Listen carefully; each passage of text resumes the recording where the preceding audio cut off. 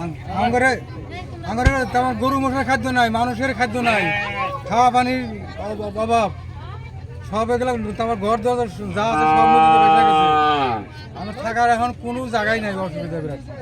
থাকার জন্য কেউ সুবিধা করবে রাস্তায় আমরা সমুদ্রের মধ্যে বাঁচতেছি।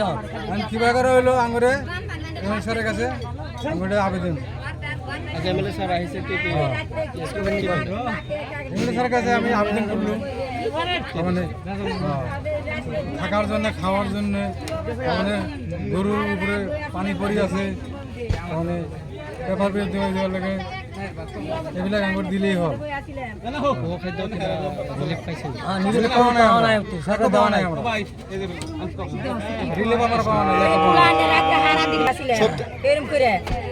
খাওয়ার কোনো অবস্থা নাকি চৌড়ে বাসে চাইল বেকার আজকে আধা কেজি চাইল বেশি খরচ করে তাদের রাঁধতে খাইলাম। এই অবস্থা এরা কাপড় চুপড় বেকার আর নেই, কিচ্ছু বেকার নেই, অবস্থা হেন খারাপ। আমি গর্দের উড়িয়ে হেরি নেই, কি অবস্থা থাকি কারিগর একটা কিছু তো নাই খেয়ে সব বেসে গেল। একা খেতে খাবো না, এই যে না কাম খেলে একলা কমু না গায়ের একটা